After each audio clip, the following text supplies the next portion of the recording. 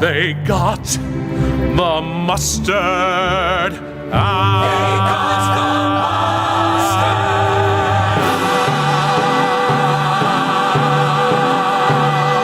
Hey, bienvenue dans ce nouveau numéro de Pourquoi Buffy c'est... Pourquoi Kaamelott c'est génial. Et oui, un hors-série spécial aujourd'hui que j'ai la joie de conduire. Donc un hors-série spécial Kaamelott. Et cette fois ça sera à moi le chef. Donc c'est bon ça. Détendez-vous les gars. Pour m'accompagner ce soir, j'annonce du département de la Sarthe à Pandora en passant par Tatooine et dispense la bonne parole de Buffy à bord du Serenity. J'ai nommé le célèbre Sartman. Oui, je vais mettre les trompettes à chaque fois. À chaque fois que je vais mettre les trompettes le plus Parce souvent que maintenant, possible. tu peux mettre des sons en live. C'est ça. Donc je vais m'amuser à mettre des trompettes assez régulièrement. Salut Riley Clémentus. Clément. Et oui, ah ouais à tous. Ah ouais à tous. J'ai également, pour m'accompagner ce soir, il fait partie des disparus à Twin Peaks dans l'engrenage des revenants. Tu m'as compris? le soprano des séries, j'ai nommé Rileyus. Ah oui, mais bien sûr. Attention, Rileyus. trompette. Ah oui, ça change bien. Waouh. Voilà, trompette. Bon bref, Rileyus. Donc un épisode spécial Kaamelott, c'est quand même incroyable. Voilà. J'ai dit ah ouais. Hein. T'as dit ah ouais. Ah ouais à tous. Ah ouais. Le podcast existe en MP3 sur iTunes, Podload, Podcast Addict et plein d'autres sites, et également en vidéo sur YouTube. Donc notre site c'est pourquoibuffyc'estgénial.wordpress.com, et pour nous envoyer des petits mails c'est pourquoibuffyc'estgénial@gmail.com, comme d'habitude, hein, j'ai envie de dire en fait. C'est tout pareil que d'habitude et ça c'est chouette. Là c'est Kaamelott. Sauf que là c'est un hors-série Kaamelott, tout à fait. Est-ce qu'on se mettrait pas un petit extrait de Kaamelott? Allez, parce que je peux Allez, lancer bon, des envoie. sons. C'est parti. Mais qu'est-ce que vous bricolez? Ça fait 1 heure que je vous fais sonner. Vous avez pas entendu la corne? Si, mais je peux pas venir. Mais pourquoi? Parce que j'ai un petit peu picolé. Quoi? Enfin, les vandales seront là dans un quart d'heure. Bah ça va, je picole pas souvent. Ça va, je picole pas souvent. C'est vrai qu'il picole pas souvent, Lancelot. Le pauvre Lancelot. Voilà, et bien écoute, on va enchaîner tout de suite. Après tout, on est à la maison, hein, c'est pareil, sauf que cette fois on parle de Kaamelott. Donc on va commencer par la rubrique des gros bisous. Ah, des gros bisous. Qui a un gros bisou, les gars? Y'a pas de jingle gros bisous là. Y'a pas de jingle. Non, on n'a pas le temps. Non, on parce n'a pas le que temps. Là, c'est en live, tant pis, voilà. Des gros bisous, quelqu'un, non? Ah oui, oui, j'ai oublié mon. Alors gros bisous en latin se dit Aquilo Magnus. Alors Aquilo Magnus à Clémentus qui m'a fait découvrir Kaamelott il y a pas si ça longtemps fait plaisir. Pour une fois, je reçois un gros bisou. Aquilo Magnus. Parce que personne ne te fait des gros bisous, Clémentus. Non, je crois pas que Clément ait eu beaucoup de gros bisous. Grâce à toi que je regarde. Alors sur ce, Il y a personne. Non, il y a que moi qui ai des gros bisous, d'accord. Non, si, bah du coup, moi aussi, j'en ai un pour mon cousin, en fait, pour changer, pour changer un peu. Non, mon cousin qui m'a régalé ce week-end. Voilà. Gros Parce bisous. qu'il nous a dit qu'il nous aimait tous avant de vomir. Ça m'a touché. Gros bisous. Alors Aquilo Magnus. Aquilo Magnus à mon cousin. On parle de quoi aujourd'hui? Nous allons parler de l'épisode 1 de la saison 6. Enfin, plutôt même du livre 6, il faudrait dire. Donc, il s'appelle Miles Ignotus. Et non pas Incognito. Non pas Incognito. Ce qui se traduit par le soldat inconnu. Hein, vous l'aurez tous compris, évidemment, parce qu'on parle tous latin, bien évidemment. Bien sûr. Cet épisode marque les débuts du jeune Arthur, qui s'appelle donc encore Arthurus. Moi j'ai fait latin au collège. Ça intéresse des gens ou pas? Je suis sûr Oui, que dans oui. Oui, il y a sans doute quelqu'un qui a fait du latin. Pour la compréhension de l'épisode, c'est très important. Bah voilà. Si vous avez des questions, j'ai fait latin en 4ème. D'accord. Demandez-moi. On te demandera. Ouais, carrément. Mais, par contre, tu m'as C'est pas. pas de surprise, Sarpan. Tu m'as pas repris sur le fait que j'ai dit Arthurus et pas Arthurus. Alors du coup, j'ai des doutes sur tes capacités en latin quand même. Je vous rappelle que c'était en 4ème. Ah oui, c'est vrai. Et tu es très vieux. Alors donc Arthurus, simple troufion dans la milice urbaine à Rome. Tout ça se passe bien évidemment avant qu'il accède à son destin troublé de roi de l'ogre. Épisode bien évidemment réalisé par Alexandre Astier. Il a composé la musique, réalisé le montage, il interprète le rôle principal. Et voilà, il est connu pour être multifonction. Je vais pas parler de la diffusion télé de cette saison, ni de la saison 5, parce que je l'ai pas regardé, celle du livre 6 en fait. Enfin, je l'ai pas regardé. Tu n'as pas regardé l'épisode. Je vais le découvrir ce soir. C'est osé quand même. Cool. Ouais, c'est couillu. Un commentaire audio d'un épisode qu'on n'a pas vu, c'est osé. C'est culotté. Et je sais bien. Non mais voilà, diffusion télé, voilà, c'est ce que je voulais préciser des livres 5 et 6 parce que le format adopté par la chaîne était différent de celui que voulait Alexandre Astier au départ. Donc pas pour le livre 6 je crois. Pas pour le livre 5, 6, pardon. Sur livre, non, sur livre 5, c'était découpé comme en mode comme les Camelot d'avant, quoi, voilà, en format court. Et lui avait écrit, pensé le truc comme des épisodes de 40 minutes. Et c'est ce que j'ai voulu découvrir pour le livre 6, même si, bon, effectivement, celui-ci a été diffusé en mode normal, on va dire. En fait, c'est ça. Camelot, ça a commencé comme une shortcom avec donc des épisodes On n'a pas présenté. de 3 minutes 50, de 3 minutes et demie, 3 minutes 30, je crois, qui étaient diffusés par paquet de 2, donc ça faisait une tranche de 7 minutes. Et donc ça a commencé comme ça.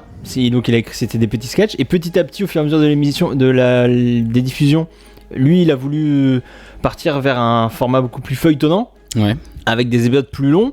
Et c'est effectivement, comme tu dis, alors c'est en livre 5, il a écrit des épisodes de 3 quarts d'heure. Sauf qu'ils ont été charcutés en épisodes de 7 minutes. Ils ont été diffusés en épisodes de 7 minutes. C'est ça en fait. Et voilà, c'est ça la C'est que c'est obtenu sur le livre aussi, du coup, une diffusion comme il le voulait. Exactement, en prime time. C'était par 2 épisodes de 3 quarts d'heure, je crois qu'ils ont été diffusés cette saison 6. Mais oui, c'est fascinant, une série qui évolue aussi dans son fond et dans sa forme. Complètement. C'est une série qui a énormément changé au fur et à mesure du premier épisode au dernier, t'as une évolution de fou quand même qui s'est carrément. Fait. Combien d'épisodes d'ailleurs 469 épisodes Exactement. au total, figure-toi. Voilà, étalé sur 6 saisons. Sur 6 livres en fait, il faut dire. C'est un peu compliqué parce que voilà, et c'est noté comme. Je pense que à mon avis, c'est une façon de se différencier et de raccorder avec son propos, quoi. Voilà, là, Camelot livre 1, livre 2 et non pas saison 1, saison 2. Mais là, on pourrait aussi parler du fait que Clément Tus, tu as choisi le livre 6. Oui, tout à fait. Et pas le livre 1 par exemple. Ben, je me suis creusé la cervelle pendant un moment pour savoir franchement quel était le meilleur choix. Et c'est vrai qu'un podcast de 5 minutes, de 3 minutes, ça aurait été osé. Je pensais qu'on aurait fait des sessions de 10 épisodes ou je sais pas. Ah ouais, ça aurait pu être comme ça, voilà, mais comme ça va justement, le rythme du montage va vite. Je me suis dit que on aurait moins le temps de poser des choses et tout, donc préfère choisir des épisodes. Ça repose vachement sur le dialogue en plus, les premières. Bien sûr, les 4 premiers. Complètement. Chant contre chant, dialogue, direction d'acteur et des dialogues. Ouais, ça n'a plus rien à voir. Là, c'est plus rien à voir. Il y a une approche carrément cinéma qui se crée. D'ailleurs, le chef-op, il dit dans le making-of, on le voit, il est désespéré, gentiment désespéré en regardant la caméra du making-of en disant mais en fait on fait un film quoi les mecs, faut arrêter donc ils ont pas autant de budget que sur un film quand même. Bah non mais on va voir, il y a des plans on va en parler effectivement, on va pas grignoter grignotus sur le conductus. Est-ce que ça serait pas le moment de se balancer un petit extrait audio? Carrément. Allez attention, c'est parti, ça parle de tartes et de petits enfants. Vous dites rien. Pourrait pouvoir, hein. Non, le fruit est bon, hein. C'est pas la peine de faire des ronds de jambes. Si c'est pas bon, vous avez qu'à le dire. C'est pas bon. Merci bien. Vous posez la question. Eh ben, je la pose pas à vous.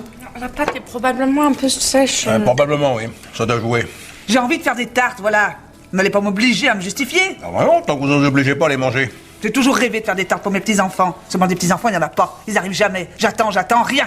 Si vous les accueillez avec ça, ils sont pas prêts d'arriver. Hein. On aime toujours les tartes de sa mamie. Exactement, c'est comme d'aller à la pêche avec son papy. C'est dans les gènes, ça. Quoi?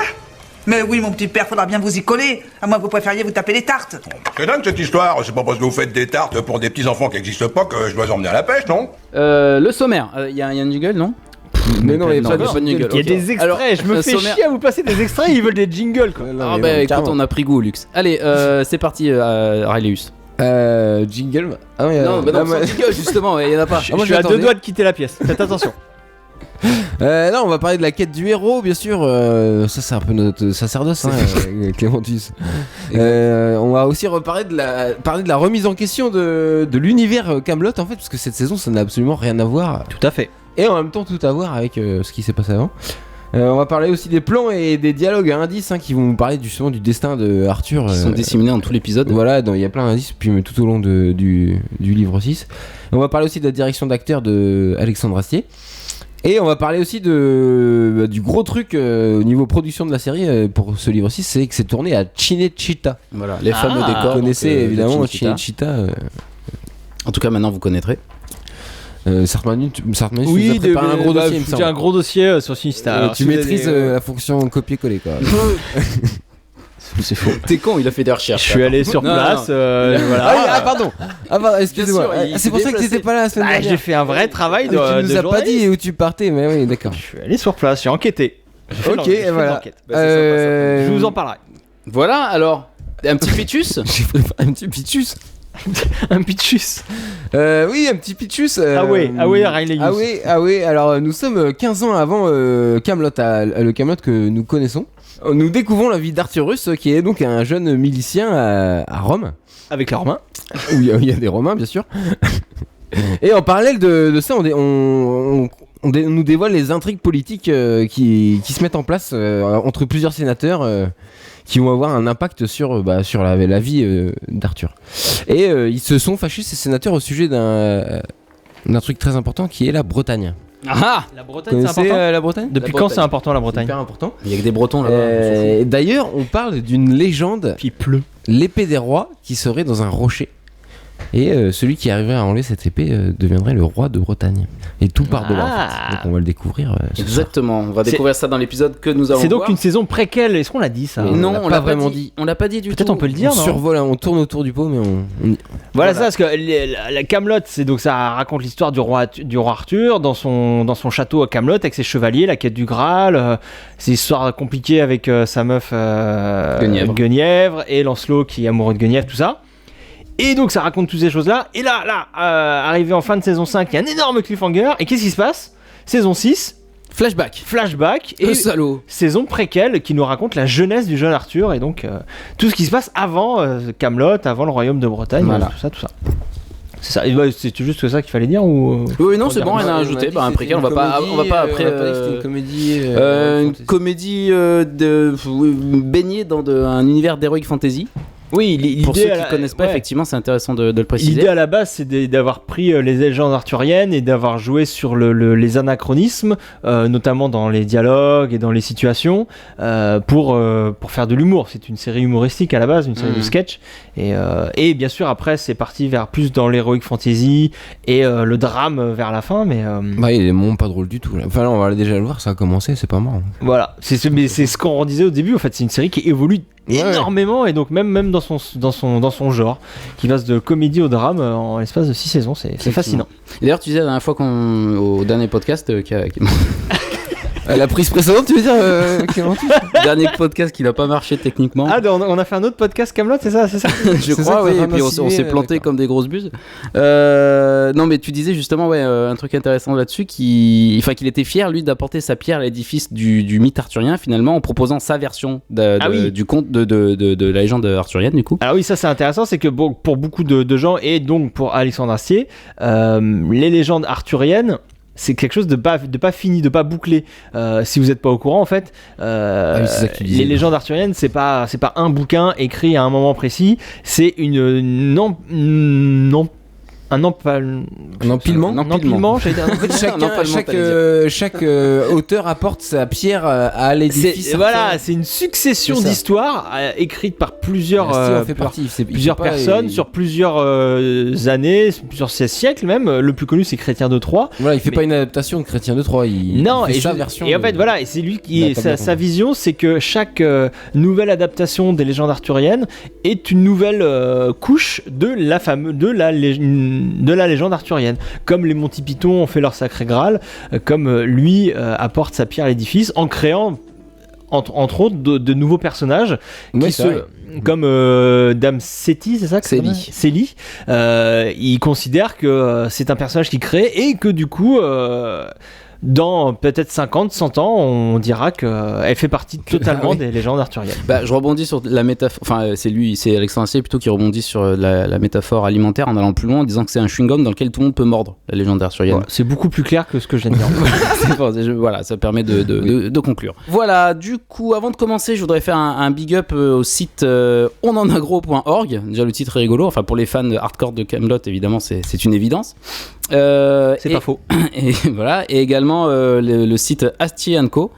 Que tout bon fan de Kaamelott doit évidemment connaître et consulter régulièrement. Et voilà, la preuve que j'épluche pas vraiment beaucoup ces sites-là, surtout en préparation de ce podcast, parce que pour le coup, je tenais à faire ma propre analyse pour ce podcast et pas pomper des infos que j'aurais glanées, tu vois, au fur et à mesure de mes visites sur ces sites. Par contre, je les recommande vraiment pour ceux qui veulent en savoir plus sur la série et sur l'univers d'Astier en général. Ces deux sites, parce qu'ils sont évidemment très bien faits. Donc voilà, gros bisous à vous. N'hésitez pas d'ailleurs à nous pourrir rire si on dit de la merde ou si on va pas assez loin dans l'analyse ou tu vois ou si Enfin, surtout Clément, bon bah voilà, pourrissez-moi, n'hésitez pas. Encore une fois, je vous le dis, j'ai voulu faire ma propre analyse du truc. Ok, bah non, bah on va commencer tout de suite. Alors vous connaissez le principe. Enfin, un top magnéto. Top magnéto. En latin, s'il vous plaît. Alors, sais-tu comment on dit 3-2-1 en latin, Clémentus? Non, j'ai pas révisé, désolé. Alors, j'ai fait des recherches. Je vous rappelle que j'ai fait latin en 4ème. Ah oui, c'est vrai. Il y a des restes. C'est écrit là, ça va être à toi de faire le décompte. Ah oui, on l'avait pas dit. Ah oui.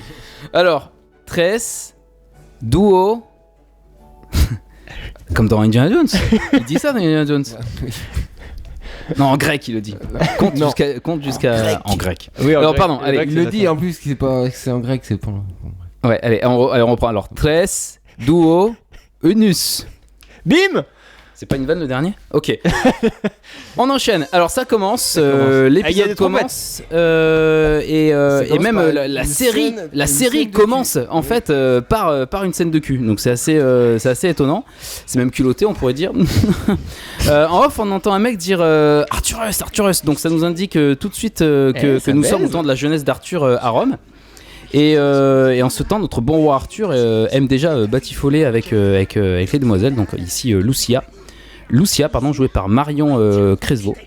Salut Et Marion. il est interrompu par Bruno Salomon, on le voit s'agiter derrière, qui joue Caius. Et détail amusant, Caius était le premier Romain à apparaître dans la série Kaamelott, dans le livre 1.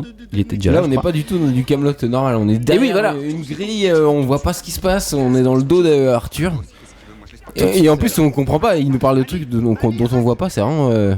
On découvre en même temps que. Oui, le spectateur. on est plongé dans le truc. Peut être très très déboussolé. Hein. Ouais, c'est pour ça qu'on peut peut-être commencer Kaamelott par ça aussi finalement, parce que on est un fan de Kaamelott normal et au même niveau. Bon, alors là, je me demande s'il n'y avait pas une coupe là, parce que. Oui, c'est vrai, c'est construit, c'est un faux plan séquence toute cette scène. Il y a des fausses coupes.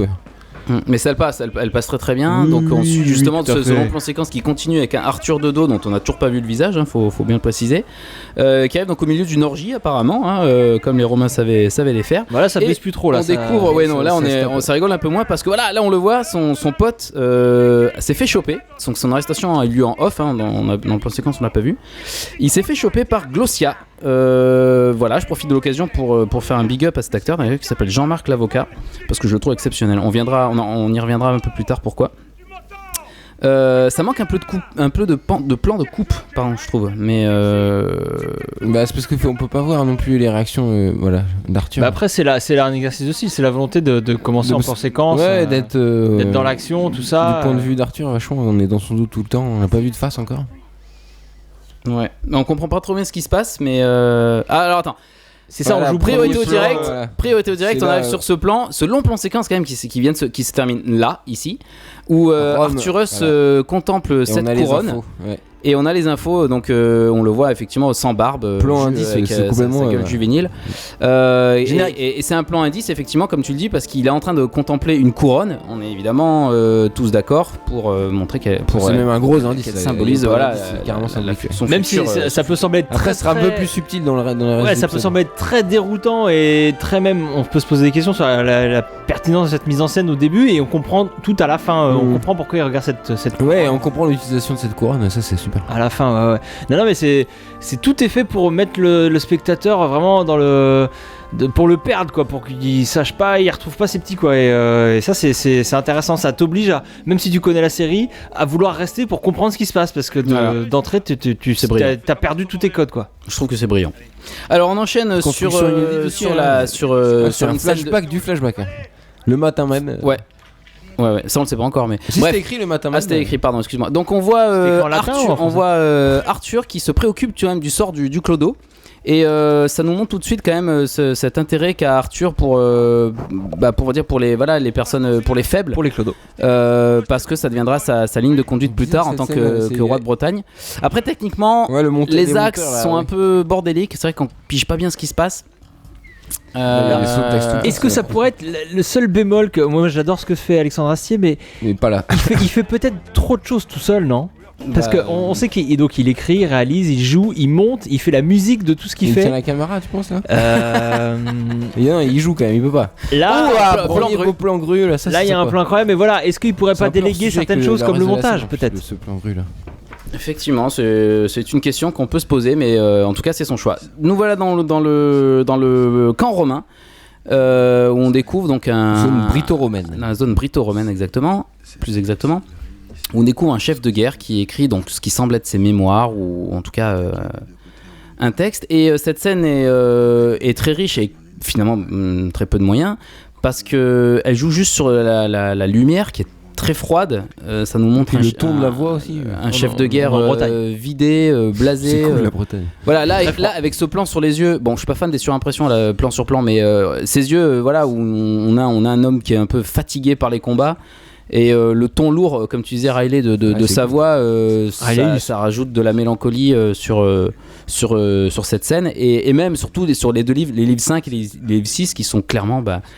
comme il dit Léo Dagan à un moment dans le livre 5, la rigolade, c'est terminé. Et là, on poursuit cette logique avec le livre 6. Où on découvre donc ce mec, on sait pas qui c'est encore. Non, c'est bien, mais ça nous permet aussi de... Alors je crois que c'est Tchéky Karyo. Mais bien sûr, c'est Tchéky Karyo. L'acteur, c'est Tchéky Karyo. Ça permet, et c'est bien cette scène parce que ça contextualise l'histoire pour qu'on comprenne mieux après les enjeux politiques, parce qu'après il y a les sénateurs qui vont parler de la Bretagne, du mur d'Adrien, dont on comprend les enjeux politiques. Mais là ça nous place les enjeux à l'avenir. Il nous dit il y a un problème là, le chef de guerre qui est au mur d'Adrien, il en chie, et c'est pour ça que après les politiciens vont nous en reparler. Ça nous permet aussi que en tant que spectateur on se rende compte de ce qui se passe au niveau historique, quoi. Alors pardon, je te coupe tout de suite parce que là on arrive sur du Kaamelott classique avec du chant contre chant. On revient dans une forme. Et la césure est très nette, quoi. Ouais, autant dans la forme que dans le texte, que dans les répliques du mec. Ouais, ça casse. On revient dans du Kaamelott normal, quoi. Dans du classique. Donc comme disait, chant contre chant avec donc en face de lui, en face de Tchéky Karyo, Spurius Cordus Frontinus. Je l'ai dit sans me gourer. Joué par Pascal Demelon. Qui a fait Braco après, je crois. Enfin, on l'a vu il a joué dans Braco, ouais, je crois. Il a fait dans VDM aussi. Et dans HeroCorp. Bref, voilà. Donc là, là, il fait une référence sur les collets qui ont été ramassés. Je pense que c'est une référence à un autre épisode avec Perceval où il va relever ses collets. Il va faire un gros bide. Donc ça sera un peu le Perceval de cette saison 6, ce mec-là, alors. En tout cas, c'est un atout comique évident d'ailleurs. Ouais. Il est très drôle. C'est le seul peut-être qui est vraiment drôle. C'est génial. Qui est juste purement drôle. Voilà, après, Patrick Chenet, il y a du guest, dans cette saison. On arrive au Sénat et ça c'est l'autre grosse intrigue. Premier épisode, donc c'est normal de planter. On définit les enjeux et l'intrigue politique. Et c'est d'ailleurs c'est vraiment l'enjeu le plus important dans ce livre parce que c'est celle qui va déclencher. Enfin, c'est comme tu l'as dit tout à l'heure, en fait, c'est l'intrigue politique qui va enclencher toute la saga carrément. Donc voilà, la mise en scène est très claire, c'est-à-dire qu'on nous oppose d'abord Sallustius, Patrick Chenet d'un côté, et les sénateurs, querelleurs, cupides et tout ce qu'on veut de l'autre côté, qui s'opposent à lui ouvertement. En se balançant des fions, comme ils disent dans la série. Voilà, ce mec est la voix off du duc de Big Lebowski. Voilà. Donc, et ce que j'aime bien aussi, c'est que chaque phrase définit le sénateur. C'est-à-dire, on comprend tout de suite que Lorco qui vient de parler, voilà, il est plus futé, il est plus malin que tous. Good boy. Que Lorco City, bien sûr, qui joue dans Kaamelott, bien sûr. Voilà. Donc, la première phrase définit le caractère, donne la couleur du personnage. Je trouve ça intéressant. Et Patrick Chenet, qui est incroyable. Bon, c'est pas encore très évident, mais on sent quand même qu'il tire un peu les ficelles de toute cette saison en fait. Je trouve. C'est une scène très cool, une première scène très cool. Les enjeux sont clairs, l'intrigue commence. Et là, non mais là, c'est exactement, c'est drôle, c'est en même temps c'est inquiétant, c'est bizarre, et voilà, et pas besoin de se prendre la tête. La mise en scène est très simple, mais le jeu est très carré, très bon. Le texte. Patrick Chenet, il a ce détachement qui souvent les personnages de Alexandre Astier, je trouve. Ouais. Il est vraiment il est très malin, il sait très bien ce qu'il est en train de faire, mais il prend les gens de haut, il est très comment il dit, je veux bien croire que tout le monde vous prend pour une bande de connards. Et puis non, mais ils enchaînent d'ailleurs, oui, mais pour passer pour des connards, on a besoin de personne, donc. Ah oui, après, et Lorco qui fait des blagues métal, vous me suivez, je pars sur une bonne phrase et c'est ce qu'il va refaire après dans le. Voilà, c'est un personnage qui est conscient qu'il est méchant, qu'il est du côté qu'il est un personnage méchant et qui doit agir en tant que tel. Ouais. C'est assez brillant. Voilà, donc on va enchaîner sur la caserne. Tout à fait, avec Arthur et Mani, que l'on voit à droite, donc Toulouse. joué par Emmanuel Mérieux, qui est également graphiste et metteur en scène. Je fais un peu Sabio, oui, un mec très sympa. Non, voilà, donc on se rend compte que ces deux personnages défient l'autorité. Ils sont jeunes, ils font des conneries, on vient d'apprendre donc ils font le mur régulièrement. Bref, on apprend aussi que Arthur, bon là j'anticipe un peu sur ce qu'il va dire plus tard, que Arthur a refusé de frapper Papinus, un collègue à lui, un faible donc, on revient sur cette idée que Arthurus refuse de s'attaquer aux faibles. Le coup à la trachée. Voilà, et là c'est important le coup à la trachée. Voilà. Non mais on anticipe sur un truc qu'il avait dit. Voilà, je suis un peu perturbé par rapport à l'autre podcast qu'on a fait. C'est pas grave. Alors Mani semble plus tête brûlée. Est-ce que tu veux dire qu'on a fait un autre podcast Ouais, mais maintenant qu'on l'a dit, on peut balancer. Je comprends pas parce que les gens ils ont pas vu d'autres podcasts. Oui, mais c'est vrai, mais on doit la vérité. Chut. On voit nettement que Arthurus est quand même plus docile, c'est-à-dire qu'il respecte plus l'autorité. Voilà, comparé à Mani, comparé à Mani qui est plus détaché et on va le voir, qu'il est carrément plus rebelle. Et puis il est très différent de l'Arthur qu'on connaît dans les 5 saisons précédentes. C'est-à-dire qu'il est complètement soumis à l'autorité, il prend aucune initiative, il est jeune, tout ça quoi. Ouais, tout à fait. C'est un Arthur complètement différent. Et justement, en même temps, comme après, moi j'ai vu ça avec le côté rebelle. Forcément, il est là parce qu'il a fait une connerie, mais également qui respecte l'autorité parce que ça reste un soldat. Il va devenir chef de guerre. Il a des responsabilités militaires. Je pense que là, pour le coup, on a quand même les prémices du futur roi de Bretagne, à savoir d'équerre sur l'armée, tu vois, enfin sur tout ce qui est. Ouais, mais il refuse de suivre certains ordres qu'il considère. Voilà, mais oui, il fait sa propre ligne de conduite. Et regarde, il se remet au garde à vous direct, alors que l'autre vient de rentrer. Pas contre ce système. Il est quand même, voilà. Il respecte cette hiérarchie, alors que l'autre, vous avez vu, il a enlevé sa chemise, il part torse nu, il en a rien à foutre. D'ailleurs, il laisse la chemise sur le bureau de son officier. Chemise dégueulasse. C'est très drôle. Et voilà, donc parlons de cet acteur Michel Bernini qui joue donc Vibius Juventus Bestia. C'était difficile celui-là.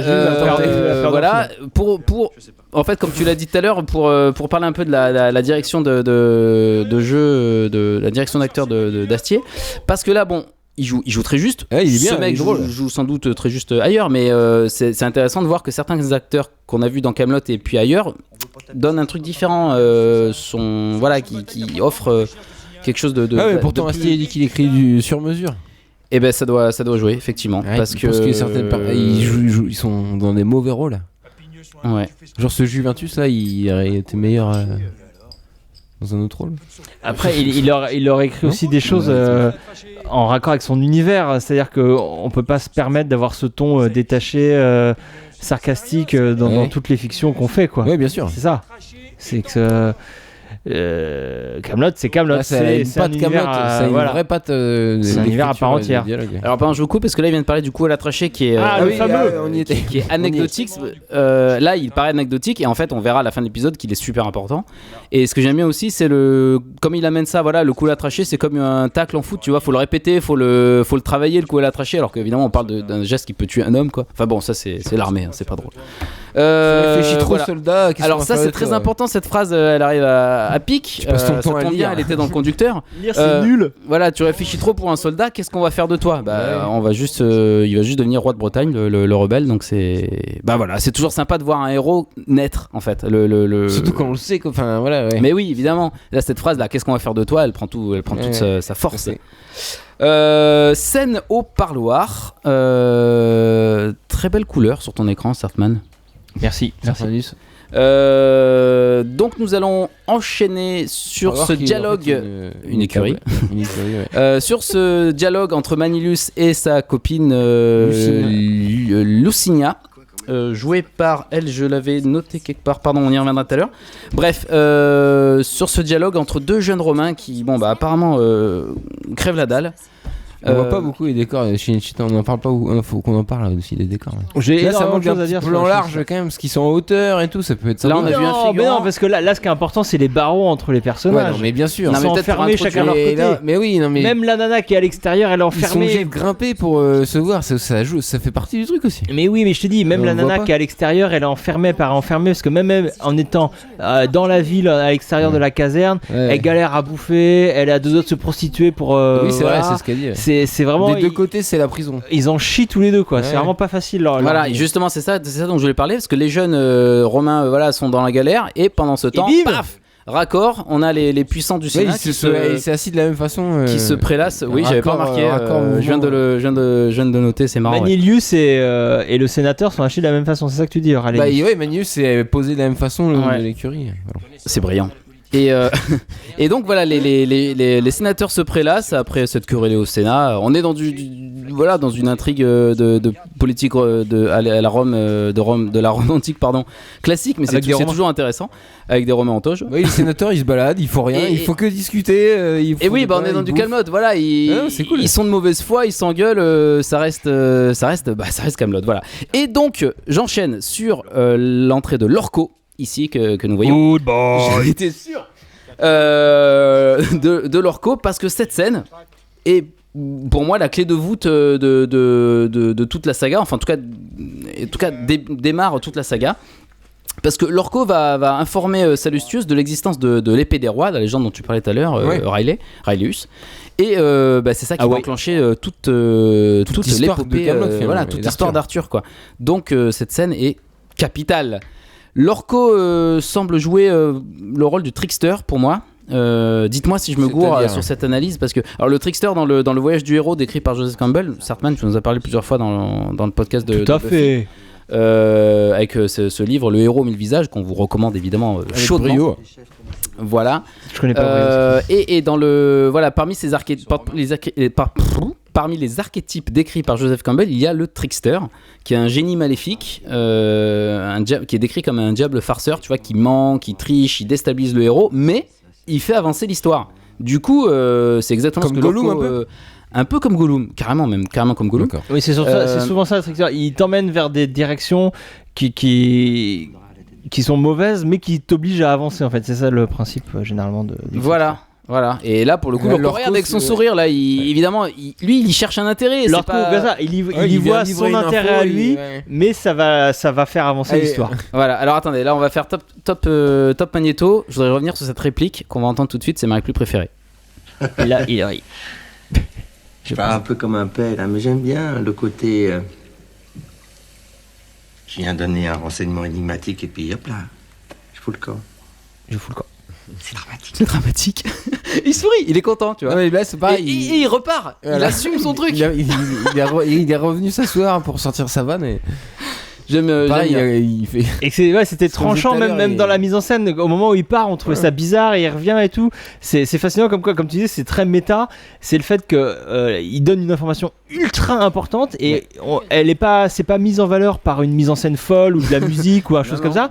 C'est mis en valeur par cette vanne en fait. Voilà, par l'humour, parce qu'il fait la force d'Astier et de son univers, c'est par l'humour qu'on hiérarchise les informations. Exactement. C'est La fascinant. dramaturgie n'est jamais enclavée par l'humour. Là, Ouais, un ça plan continue. c'est cool là. Ouais, là dans la rue, oui. Un plan très long. Avant où ils sont en train de avant bouffer. le plan dramatique de l'épisode hein, qui arrive là, il me semble. Oui, parce qu'il y a un plan très sale qui arrive juste après. Ça va être le moment Mais de là, parler donc, de Shinichita, je pense. Ils sont dehors. Ils plan- bouffent comme dans Camelot d'habitude. Mais Il bouffe oui, toujours, ils bien sont sûr. en Il y a train- toujours un rapport à la bouffe, comme tu es en train de faire d'ailleurs, elle est. Toi, tu Mais bouffes dans notre arrête de podcast. me dénoncer. Il fait son chenet. Mais ouais, ils sont en train de bouffer et en même temps, ils sont en train de faire un plan machiavélique là, qu'il faut faire quelque chose, tout ça. Et ça bouge, ça le suit, il y a de la figure derrière. C'est très bien ce plan. Et après, on va tomber sur un plan dégueulasse, bim! Et ça, on ne comprend pas. Il y a la moitié du plan qui est pris par une épaule de Patrick Chenet. Là, on se Ils ont demande. passé. On C'est sait cher pas. de tourner à Shinichita quoi. Non, mais le truc, voilà, je pense que ce plan un peu cache un peu la misère. Il y avait peut-être pas assez de figurants, j'en sais rien. Peut-être que le plan faisait un peu vide et du coup, bon bah voilà, il y a l'épaule entière. Moi, je suis persuadé qu'il avait prévu de le faire en un seul plan séquence et qu'il a dû faire une coupe pour on ne sait quelle raison et Il a rajouté ce plan-là. et il avait rien d'autre à mettre que ce plan dégueulasse. En même temps, l'épaule est tellement présente que peut-être que c'est juste pour nous dire que c'est le Tusk domine le forum. Il a la main mise sur Rome. Tout le plan, ouais. Alors, il domine tout le plan, ouais. Bon, donc c'est un ça peu, peut être aussi une explication. Non, mais alors ça manque de Éventuel. perspective parce que il est. Oui, non, mais je fais qu'il y avait qu'extrapoler, personne à gauche. on n'en sait rien. Non, mais c'est bien. Enfin voilà. Alors, du coup, Priorité direct. priorité au direct, nous voilà dans la caserne. Et là, on se retrouve dans un épisode de Kaamelott classique. Et évidemment, voilà, on retourne dans du classique avec ce fameux chant contre chant. Et également, voilà, ce rapport à la hiérarchie et la mauvaise foi que cela entraîne. Pardon, parce que donc Voilà, on on est disait dans du pur Kaamelott, quoi. Glossia qu'on a vu tout à l'heure et qui tout de suite parle à son subalterne comme à une merde, donc est le boss, mais par contre il s'écrase immédiatement devant Capito. Ouais, c'est ça, ils ont les mêmes défauts que les personnages de Kaamelott que d'habitude. Ils sont pareils, ils mangent, ils sont de mauvaise foi, ils mentent. Ils assument pas devant leur chef. Sauf que c'est des nouveaux persos qu'on connaît pas du tout, quoi. Voilà, mais on reste dans la même recette. Ça, c'est drôle, ouais. Le mot, voilà, registre, on revient sur ce mot, ce comique de répétition classique qui marche sans être lourd. C'est ça qui est pas mal, et c'est souvent le cas dans les autres livres de Kaamelott. Il y a toujours ce comique de répétition, mais savamment dosé parce qu'il en devient jamais lourd. Au contraire, le registre, voilà, on l'a tous intégré. Ils sont à la recherche de ce fameux registre. Et on va y revenir. Et voilà, donc ça nous permet de transiter vers cette scène, la scène 10 dans le couloir, où Manilius, voilà, donc là, l'intrigue se continue au niveau de Manilius qui lui rebelle, tête brûlée, il essaye d'aller à une soirée. Il veut aller à une soirée alors qu'il est déjà puni. C'est clair, il va faire du cachot, mais lui, Mais il en a rien à foutre. Il veut se gaver avec sa copine et du coup il va essayer de soutirer des infos du pauvre naïf Caius. Et là, bim. Du premier coup, il nous parle de ce fameux registre. Et attends, regarde, il va revenir. Il a trouvé quoi? Le public a envie de dire, mais le registre, ça fait 1 heure qu'on le sait. Ça fait 15 et fois ça marche, qu'ils répètent tous le registre. Voilà, il a trouvé quoi? Ben le registre, tout simplement. Connard. Et on a envie de le traiter de connard nous aussi parce que. On a dit que c'était bien écrit ou pas? On n'a pas dit que c'était bien écrit. On a dit que c'était brillant, mais pas que c'était bien écrit. On va dire aussi que c'est également bien écrit. C'est peut-être brillamment écrit. C'est brillamment écrit. Donc on apprend que Manilius va aller dans cette fameuse villa. Là, un plan c'est Kaamelott important. typique, pareil. On retourne dans la... Ouais, les premiers Là, c'est épisodes dans le livre 1 autour de la table côte à ronde. côte, plan taille. Hein. Et d'ailleurs, c'était pareil, Manilius et Caius, il y a eu un rapport aussi. Et ça, c'est bien de l'avoir regardé parce que ça déstabilise pas le spectateur qui est habitué à cette mise en scène. Au milieu de ces gros épisodes de 3 quarts d'heure, il y a des petites scénettes qui sont clairement des... Ça aurait pu être un épisode qui s'appelle le registre. Exactement. On retrouve l'identité primaire de Kaamelott. Là, je vais juste revenir encore une fois sur Glossia parce que il communique qu'en gueulant. C'est ça que j'aime bien. Il me fait penser à Homer Simpson en VO. Il dit Bart, Bart. Il aboie en fait quand il appelle Bart. Et là on retrouve ça un peu parce que dès qu'il y a un mec, allez, tu nous fais pas chier. Il va. C'est son mode de communication. C'est gueuler quoi. Ça me fait marrer.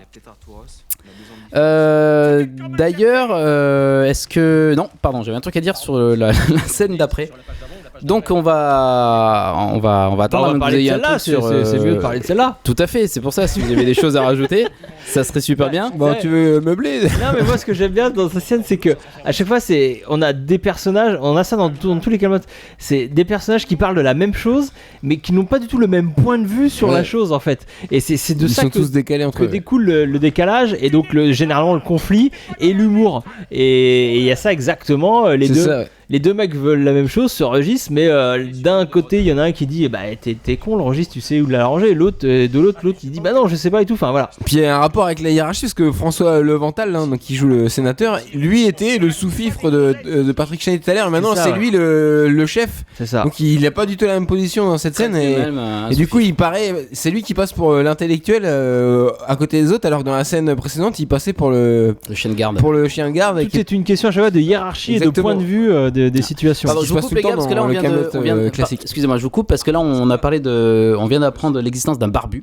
Et en fait, c'est juste l'introduction de Merlin dans non, un autre barbu. Ah bon.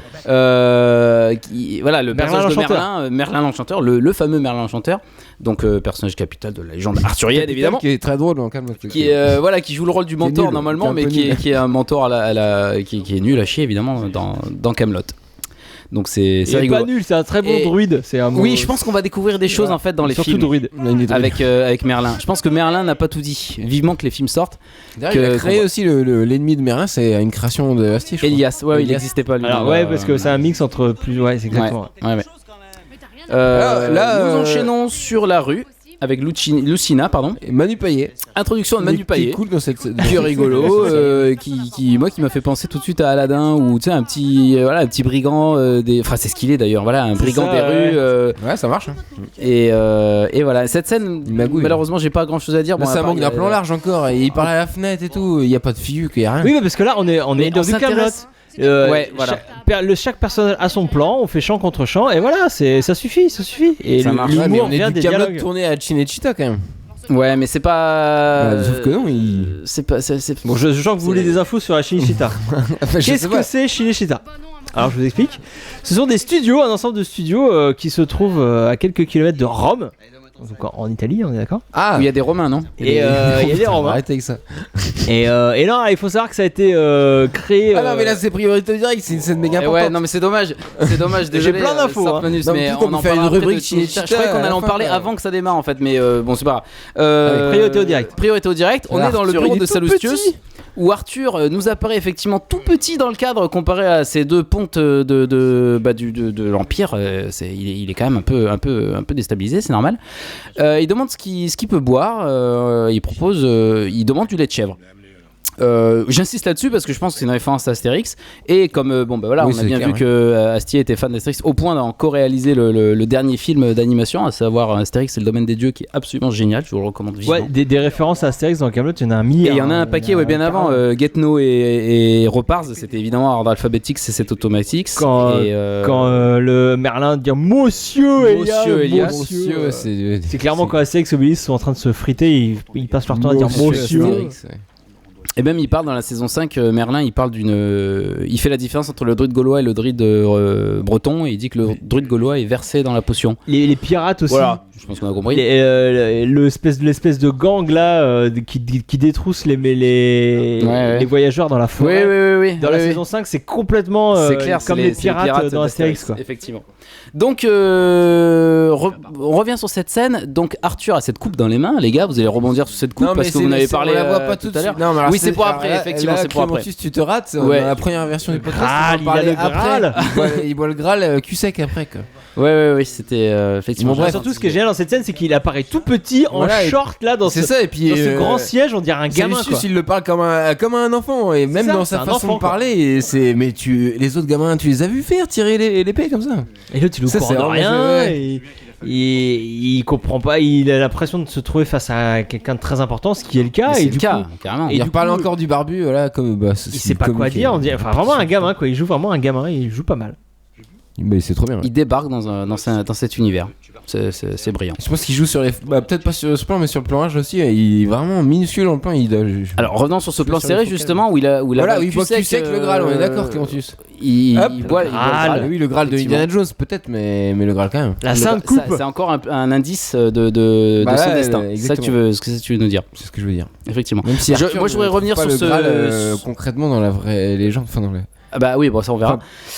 Mais par contre, juste revenir d'un point de vue de mise en scène sur la musique, les quelques notes qu'on a entendues enfin ce qui semble être une mandoline, c'est pas une mandoline, mais les quelques notes qu'on a entendues sont oui, j'ai pas trouvé ce que c'était comme instrument, qui sont le arrête, qui sont ce qui va être le thème d'Arthur. Sur le chat, ils disent que c'est un accordéon. Un thème délicat, mais également je trouve rempli de promesses, donc ça raccorde évidemment parfaitement avec son personnage. Là c'est fascinant, là faut que tu t'expliques ton analyse de cette scène. Enfin, dis-le, c'est fascinant ça. On y vient sur le fait que ce personnage est en dehors des cases. il est pas dans le registre. Il est pas dans le registre. C'est-à-dire qu'il est pas dans il est pas dans la norme. Il est hors norme. Comme tout héros Qui se respecte. qui se respecte. Comme Buffy, comme Neo, comme Jean-Claude Duss. Comme John Locke. Jean-Claude Duss. Non voilà, les héros sont à part dans le, ils sont à part. Jean-Claude Duss, il a pas dans le, il a pas de normes. réservation à l'hôtel. Il est pas à la bonne gare. Il y a une copine qui va le rejoindre. Il a perdu sa valise. Voilà, non mais attends, vous rigolez, mais voilà, le héros est un personnage à part. Bon, prochain Et podcast, on bien- fait sur Jean-Claude Duss. Voilà. obligé. Le héros ne s'intègre pas dans le monde normal comme Buffy, si tu vas pas me contredire Sartman. Et comme Jean-Claude Duss. Dans la normalité. Non, mais donc, c'était l'intérêt, voilà. cette toute petite scène où Lee s'interroge, putain, je suis pas dans le registre, c'est Papinius qui va le dire, ah bah on s'en fout, tu sais pas qui c'est tes parents ou je sais pas quoi, je sais plus ce qu'il lui dit, mais voilà, ça c'est primordial cette scène. Il se rend compte qu'il est pas comme les autres, quoi. Il est Mais c'est là différent. en fait, c'est même passé. L'autre il lui dit, bah t'as Ouais, qu'à elle est regarder dans le géniale, registre. cette scène. Il dit, bah oui, mais moi j'y suis pas dedans. Scène géniale. C'est là que je voulais faire un petit sondage rapidement. Alors, tu vas pas Un nous faire sondage chialer Camelot. avec mais tes même sondages ici, là. même non. ici. Alors, mais on peut, non Je croyais que t'en faisais que sur Buffy. Bon bah vas-y. Ah, si tu m'autorises, on peut juste pour Allez, fais péter ton le sondage. fait que ce soit une saison flashback, vous aurez pas préféré avoir la suite de Camelot plutôt Ça, qu'une c'est saison délicat comme flashback? question. C'est ton sondage là pour le coup? Moi, c'est une sorte de sondage débat. Il faut lancer le débat, Sondage débat. pour les commentaires répondre à les commentaires de l'épisode, mais c'est vraiment pour C'est-à-dire qu'à l'époque, il imaginait peut-être faire la suite après. tout de suite après direct. Ouais. Je sais Ça, pas, on peut mais pas savoir. Du coup, c'est génial cette saison, mais c'est hyper frustrant quand même. la frustration. La frustration, Il faut t'as pas donné donner- un là, bon ça fait moteur 10 ans. narratif. Ça fait 10 ans que ça s'est arrêté. Dans combien de temps ce qu'ils veulent, il faut leur Ça s'est arrêté en 2009 2010 C'est arrêté quand Je crois que c'était en 2005, 2010. saison 5 2000, Non, c'est 2010, c'est saison ça. 5 2010. 2005, saison 6 un an plus tard, 2 ans plus tard, un truc comme ça. Non. Non, mais 2010. c'est- Voilà. Bon, bref, c'est quand même. Votre avis dans les commentaires, si vous en avez un. Si on en a. Moi, je préfère la saison, le livre 6 quand même, absolu. C'est ton livre préféré? Je pense, ouais. Moi, je crois Ouais, que c'est il est, 5. ça monte en puissance en plus toute cette saison là. Ouais, non, c'est vachement bien foutu, mais je crois que je préfère la 5. Allez, débat. Voilà. Donc, il y a débat. Donc, voilà, là, on a quand même un indice sur la. Bah, ils ont été invités à la fête par Manilus. Ouais, non, mais surtout, ce que je voulais dire, c'est que ça reste des jeunes. Voilà, là, de dire, Ouais, alors, mais il ils ont est que des comment, problématiques on de va- jeunes, on ouais, va faire enfin, la fête, d'accord, d'ados, je peux pas y aller sans comme un dans mec. Buffy, finalement. Le mec, il est comment? Voilà, c'est un peu Buffy chez les Romains. Non, enfin, surtout une bande de jeunes chez les Romains. Et c'est intéressant parce que ça n'a jamais été traité. Enfin, j'ai jamais vu ça dans un film ou une série où tu vois le point de vue Alors, des jeunes. il y a une série. Sauf dans des La jeunesse teenagers. d'Hercule, la série avec. Et il y a une série Ryan très Gosling, drôle non qui s'appelle Plebs, une sitcom Ah ouais anglaise. Peplum Ouais, bah, c'est exactement ça. Ah, c'est cool. C'est très con, c'est anglais. Il n'y a pas beaucoup d'épisodes qui sont à la saison 3, je crois, en ce moment. Plebs, à voir. C'est voilà, et c'est des mecs dans des sandales à Rome et qui se prennent la tête sur des soirées, sur je veux pas de puceau, je veux pas- Priorité au direct, là, Papinus, un personnage faible. Prioritus directus. Je reviens dessus. Demande à Arthur s'il préfère se faire engueuler ou décider des trucs. Et là, du coup, Ouais, encore ce un court indice. échange qui a eu lieu là dans la caserne, bah, peut-être que ça aidera Arthur à embrasser sa destinée de chef de guerre, quoi. C'est quand même intéressant, c'est pas anodin cette scène évidemment. Et encore là, il une y fois, pense c'est pas Papinus, encore. le mec qui voulait pas frapper au début, Ouais. un faible, je reviens dessus, qui lui dit ça. Alors, il y pense pas encore, mais tout se met en place. Ouais, il y a plein Tout, d'indices. il se rend compte que ce qu'il fait, ce qu'il a envie de faire, le conduit vers quelque chose qu'il n'est pas. Il n'est pas fait pour être un milicien normal qui dit oui à tout. Ouais. Il se rend compte qu'il a envie de faire autre chose. Mais ce qui est génial, c'est que dans la livre 5, on se demandait justement s'il était pas non plus. S'il était pas fait pour être roi non plus, vu la fin de la oui. livre 5. ouais, Ça remet tout à fait. vachement en question, et donc c'est son destin, le force. Carrément, c'est exactement ça. Putain, c'est cool. J'aime bien dans Mais cette à scène- quand la suite, putain. c'est brillant. J'aime bien dans cette scène le fait qu'on voit ces deux jeunes.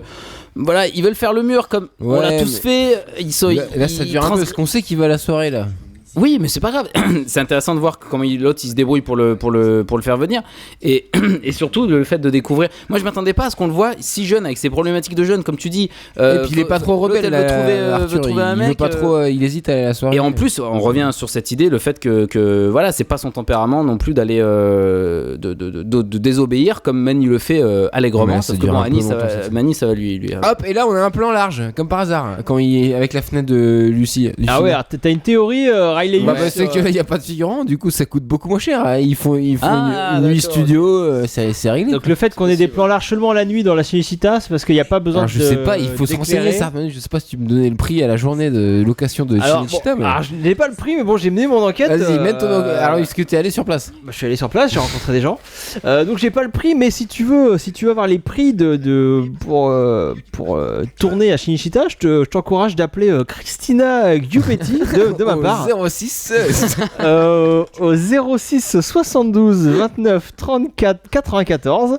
Voilà, tu l'appelles de ma part, de la part de Sartanus, Christina, une personne assez charmante. J'appelle de la part de Sartanus. Donc qui est responsable des productions internationales à la Cinecittà, elle pourra te renseigner. Très bien, merci Sartanus pour Ouais, cette c'est un intervention. plaisir. C'était très étonnant. C'était très étonnant. Nous voilà dans les remparts, enfin dans les rues où ces petits jeunes veulent aller à une fête et un couvre-feu, et ce que j'aime bien, ouais. voilà, alors le couvre-feu imposé par la société romaine de l'époque représente un peu le couvre-feu que nous on vivait quand on faisait le mur ou quand voilà quand bah voilà, encore une fois quand tu faisais le mur, ça représente t'étais toi-même sous la tutelle d'une espèce de puissance extérieure. Et qui étaient tes parents ou j'en sais rien ou à l'internat ou quoi, et là pour le coup ça crédibilise complètement le truc. Ils sont ils pas sont dégueu. effectivement Pardon, oui. voilà, ils ont encore des problèmes. écoutez pas du tout Si, en fait si, il non, a mais rien à foutre de ce que je raconte. mais non, parce que c'est drôle, hein, on regarde en même temps. oui aussi, on c'est regarde en perturbant. même temps et La problématique de jeu, il est pas si dégueu que ça en fait. En ouais parlant mais ça d'Arthur, c'est drôle. ouais, c'est drôle. C'est complètement décalé avec la situation romaine. Enfin, quand tu regardes un truc péplum comme ça, tu t'entends pas ce genre de dialogue. Effectivement. C'est drôle. Ah bah voilà des figurants, qu'est-ce que tu nous Ah oui, pardon, excusez-moi. embêtais. Voilà, il y a la milice qui Oui, bah alors Clémentus, pardon, tu disais. mais j'avais fini en fait. Ah, pardon. J'avais fini sur le Est-ce fait qu'on peut remettre les choses un peu dans leur contexte historique, sachant que, enfin, attends, il y a un plan gros. Vas-y, oui. là, le comment ça s'appelle, le couvre-feu a l'air de les emmerder. Enfin, faut savoir qu'historiquement, le couvre-feu a été une très très bonne chose pour les Romains. Parce qu'il y avait énormément de D'abus. Il y avait beaucoup d'abus le soir. de criminalité dans les rues de Rome la nuit, du fait que c'était pas éclairé, ils pouvaient pas. Bah voilà. attends, tu regardes, il y a personne. dans Et les rues, ces fameuses troupes, ces miliciens qui patrouillaient dans les rues, ils ont sécurisé énormément les rues de Rome. Ça peut être vu comme une bonne chose en fait. Eux le voient d'un mauvais œil parce que ça les empêche de faire leur petit truc de jeunes. Mais historiquement, c'était du bien. Ça a sécurisé la vie des Romains. D'accord. C'est tout ce que j'avais. On va revenir sur cette scène tournée à la Steadicam.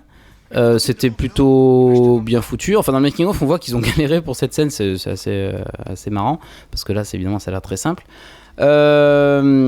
Classique, efficace cette scène. Et ils vont finir par arriver à cette fameuse villa à Konya, où va se dérouler le cœur de cet épisode. Donc là, tout est tourné à la Cinecittà. Donc, est-ce que je peux peut-être vous parler Vas-y, raconte-nous un peu. Fais-nous l'historique de Cinecittà. T'as été sur place, il me semble. Je suis allé sur place, j'ai fait une petite recherche. Francesca Avec Christina. Christina, pas du tout. Je t'en prie. Excusez-moi. Non, Cinecittà, donc je vous l'ai dit, j'avais commencé à vous le dire, donc c'est des studios qui ont été un complexe de studios qui ont été construits dans les années 30. En fait, en gros, alors c'est marrant parce que ça vient d'une volonté politique pas très cool, mais bon, ça a conduit à quelque chose de génial. C'est Benito Mussolini, vous voyez qui c'est Benito? Qu'est-ce que Hein tu. Oui, Oui, pardon. attends, mais j'ai pas. Tu t'aventures quelque. Dictateur fasciste italien des années 30, un mec pas très cool, mais qui, voyant que les Américains faisaient plein de films et inondaient les salles de cinéma italiennes de films de propagande pro-américaine, s'est dit moi je veux faire pareil. Donc il a pris la décision de créer un complexe de studios à quelques kilomètres de Rome. Et le 26 janvier 1936, c'est lui-même qui a posé la première pierre pour construire Cinecittà. Et donc des immenses studios, des immenses studios, et donc dans les années 30 et 40 jusqu'en 43, jusqu'à la fin de son règne, ont été produits des films de propagande fasciste. Mais après, vu que les bâtiments étaient là, ils ont servi à faire d'autres films, et notamment ils ont servi beaucoup pendant la grande vague des péplums des années 50 et 60, des péplums souvent américains qui étaient tournés là-bas à Cinecittà. On peut aussi citer et des réalisateurs comme Roberto Rossellini qu'on connaît, qui ont beaucoup tourné Ah oui, tourné dans Cinecittà. à la Cinecittà. Ouais, Rossellini, il a même fait Scorsese aussi. Alors Scorsese, beaucoup Ouais. plus tard. Mais oui, bien pour sûr, New je York. saute les étapes. La série Rome, Oui, complètement. qu'on Bah là, connaît, c'est carrément Rome. qui a été tournée là-bas. Oui, c'est clair. Et donc On est même Kaamelott, d'accord, d'ailleurs. C'est exactement les mêmes choses. et donc que Kaamelott. dans Bah cette oui, saison. enfin si tu vois chez Ils ont Cinecittà, rien touché. Ouais. c'est pas oui, il y a quelques rues, il y a le forum, voilà, et Ouais. c'est clair qu'une fois que tu le connais, tu le repères dans tous les films et toutes les Toutes les séries. séries, ouais. qui ont Et été là, tournées. ça, dans Kaamelott, ça Top, priorité crédibilise au le direct, truc. excusez-moi, nous arrivons Scène dans cette d'orgie. orgie. Ah, J'ai jamais vu dans Kaamelott il y a une scène du d'orgie. sexe. Dans Kaamelott. c'est clair. Je voulais C'est juste une parler comédie. vite fait de la musique en fait, où on entend distinctement des guitares. Enfin, on entend déjà en off tout à l'heure quand c'était dans la rue. Ouais, c'est anachronique. Des guitares et des guitares électriques qui bon voilà, en pleine romantique, ça fait un peu bizarre, mais comment dire, cet anachronisme, Où ça baise. ça va baiser, ouais. Cet anachronisme est tellement assumé que bon bah il finit par passer. Enfin, à bout d'un moment, moi, j'ai lâché là-dessus, et je l'ai accepté. Et j'ai été évidemment surtout amusé par cet échange qu'on a entre Arthur et Liulia, où ils discutent de faire du sexe, comme d'aller boire un café en fait, tout simplement. Et ce qui nous rappelle qu'à Rome, sans doute à cette époque, ça devait se passer peut-être comme ça. Mais la musique entre guillemets anachronique, c'est comme la série, ça, en rapport, enfin, parce qu'il parle un peu comme des personnages ça de maintenant. choque pas, c'est clair. Moi je m'attendais, c'est vrai, à voir peut-être un truc Musique plus classique, enfin, oui. une musique classique de la Rome de cette époque. Moi, j'aime beaucoup je suis pas spécialiste, mais ce rapport au sexe, parce que c'est quand donc tu connais la série, tu sais que le rapport qu'a Arthur avec le sexe, avec les femmes, donc il passe son temps à tringler toutes les boniches de son château, mais sans jamais toucher à sa femme. Donc c'est quelqu'un qui est très porté sur le sexe, mais quand même voilà. Et donc de le voir jeune et de comprendre dans quoi il a été élevé, dans quoi il a découvert le sexe. Bah, Rome, ouais. Tu dis que ça va être une saison très intéressante là aussi pour voir ça son rapport définit au aussi sexe, mais même son rapport aux femmes son en rapport général. aux femmes. Exactement. Et oui, la rencontre qu'il va faire. La rencontre qu'il va faire à la fin. À la fin de cet épisode Enfin, et il dans toute la saison. Ouais. C'est plein de choses. Toute cette jeunesse à Rome va le définir On en va tant avoir que. plein de réponses c'est trop bien. sur ce personnage d'Arthur et donc notamment sur son rapport au sexe. Mais là, priorité au direct. Priorité direct, nous sommes en Bretagne où l'ambiance C'est la merde. est nettement moins sympa. C'est pas vrai. Hein, ouais. Pour y aller souvent, c'est bien. Au niveau orgie, on est comment en et Bretagne justement, voilà. Alors, c'est le contraste qu'il y a entre ces deux ambiances, je trouve, marque fortement toute cette saison entre Rome. Cette Rome ensoleillée où Arthur vit ses dernières années d'insouciance finalement, et la triste réalité qu'il attend en Bretagne où Macrinus est en train de dépérir, comme on vient de le voir donc dans le plan d'avant. Et c'est d'autant plus intéressant parce que enfin, ça nous permet peut-être d'extrapoler en disant que accéder au rang de chef de guerre symboliserait peut-être le passage à l'âge adulte. On peut même aller plus loin en disant que le contraste entre Arthur et Macrinus, qui est donc ici est très explicite. Macrinus, c'est Tchéky Cario. Tchéky Cario, voilà. Que ce contraste, en fait, colore toute la saison. Enfin, ça donne le ton de toute cette saison. On verra après plus tard pourquoi. Quels enjeux, enfin, quel point commun rapproche ces deux hommes. Et justement, donc Macrinus, c'est ça comment il s'appelle? Macrinus, ressemble beaucoup au Arthur de maintenant, fin du livre 5. Voilà, ouais, abattu, désespéré. C'est ça. Complètement désabusé. Les grosses cernes, le ton lourd et tout. Ouais, c'est exactement Qui pareil. aurait voulu tout changer, mais il se rend compte qu'il n'y arrive pas. C'est trop tard. Et voilà. C'est pour ça que ce parallèle est très intéressant. Il y a ça dans Beowulf aussi, en début de Beowulf, le précédent roi là. Robert Zemeckis. Oula, Ouais. Beowulf avec. Non, pas avec Christophe. Lambert. Non, pas celui avec Christophe. Non. Et Ronan en Mitra. motion capture. L'autre. Bref, parce que Bon, voilà, alors, je voudrais reprendre ce que je disais. Quand Arthur se gave de bouffe et de sexe à Rome, pareil, le rapport à la bouffe son aussi, alter ça vient ego, sûrement de ça. son alter ego, lui, en Bretagne, est rongé par la dépression et il mange pas. Ouais, il mange jamais. Il mange pas. C'est le seul personnage dans Kaamelott qui mange pas quand même. Tchéky Cario. C'est assez. Moi, on nous remet tout le début de l'épisode. Voilà, en on nous parallèle du discours, d'un nouveau discours. Exactement. de Tchéky Cario. Et en même temps, ça fait que renforcer ce lien qui les unit tout simplement. Complément, ouais. Et ce destin, leurs deux destins à finir par se croiser avec un point commun qui est une femme. Voilà, mais j'en dis pas plus pour le moment, on verra ça un peu plus tard. Tu nous intrigues, Clément. Et oui, je sais. Voilà, on va comprendre l'utilité de la couronne aussi. On va comprendre l'utilité du coup à la trachée.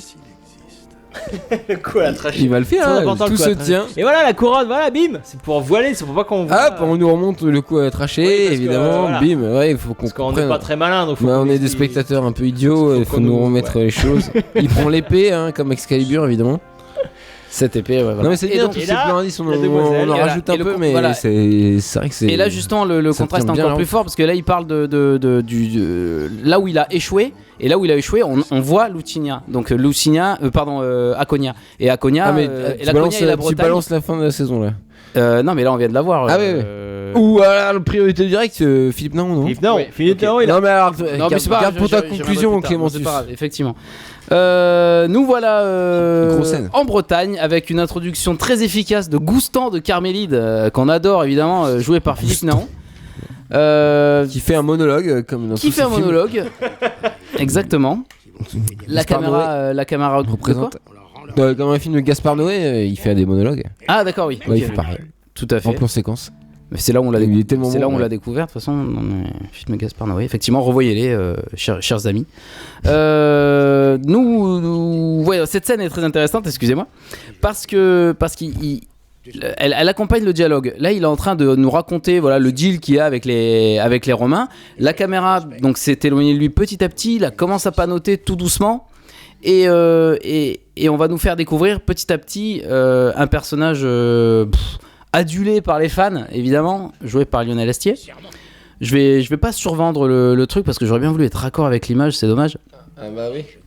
Dans l'autre podcast, vous parliez là, à ce moment-là, c'était vachement plus pratique. Shredder et tout, c'était vachement drôle. Dans quel autre podcast je crois pas que Oh, un obscur podcast que les gens n'entendront jamais.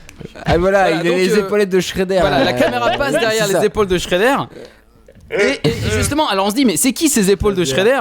Qui est cette armure menaçante? Et le dialogue On a compris, nous l'indique doucement parce que voilà, il a dit roi de Carmélide. Donc on comprend que c'est l'adoubement de Léo Dagan. On assiste Oui, plus ou moins à l'adoubement de Léo Dagan. Qu'on ne voit évidemment toujours pas, encore une fois, parce qu'il est de dos. Comme Arthur Excusez-moi, au je suis un début. petit peu Et on stressé. comprend un peu pourquoi Léo Dagan est comme il est, parce qu'on se rend compte que Son père est horrible. son père est vraiment un enfoiré, quoi. Bah oui, ça on le savait dès le livre 1, mais effectivement, là ça nous montre bien Là, à quel c'est point. clair et net, quoi. Quel point c'est un chef barbare Roi de toute Carmélide, dans non, toute c'est sa là qu'il splendeur. le dit. Voilà, c'est là qu'il le dit. J'avais un petit peu anticipé. Voilà, maintenant vous êtes roi de Carmélide. Donc on comprend que c'est Léo Dagan. C'est d'aller leur dérouiller le cul. Et c'est intéressant parce que là la musique augmente, le rythme de la musique augmente. Là il plante son épée, on comprend qu'on est en train de parler Léo Dagan. Les fans trépignent. On sait qu'on va voir Léo Dagan et là on va le découvrir.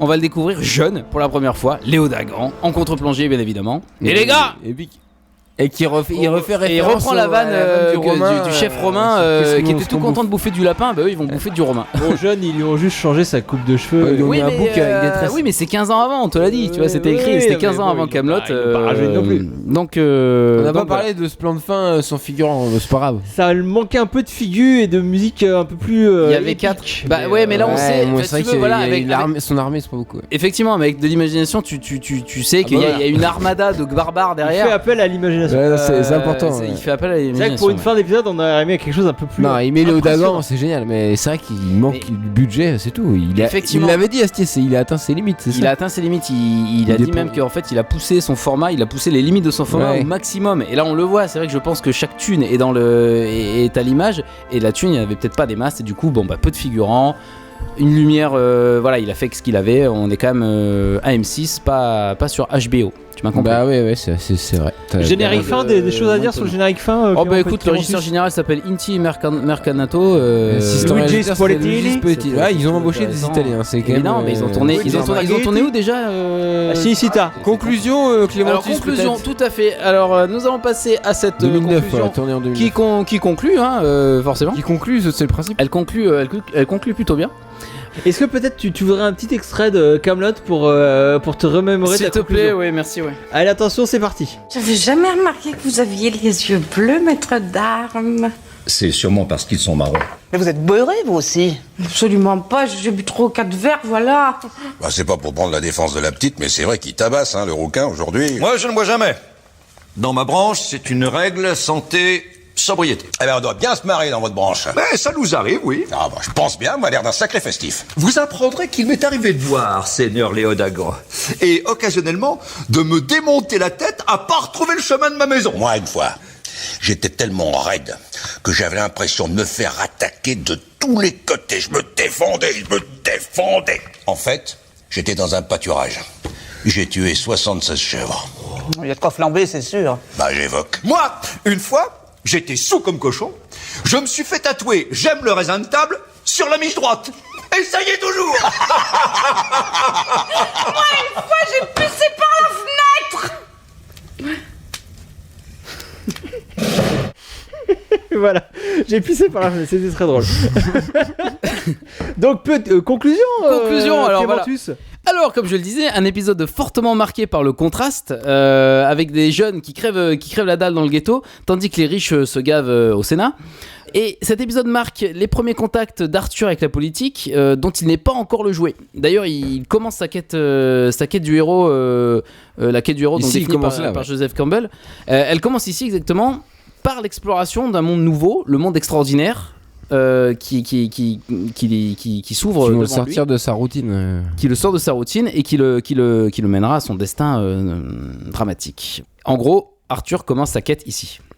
C'est important. Exactement. Moi, ce que j'aime bien dans cet épisode, c'est que c'est une sorte de Camelot reboot, non? C'est une sorte de Camelot Pas du tout d'accord.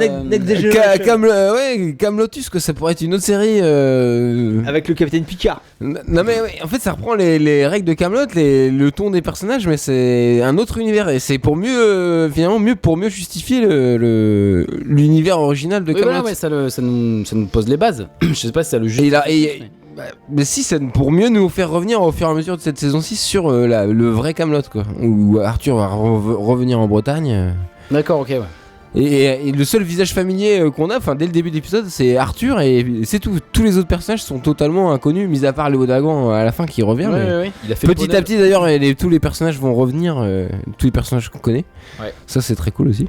Je voulais saluer cette prise de risque Saluons. et ça se tient finalement avec le sondage dont je parlais tout à l'heure, et cette prise de risque de faire une saison préquelle qui n'a rien à voir, qui se passe à Rome, dans un autre univers finalement, plutôt que de raconter la suite. Alors, elle n'a pas rien à voir.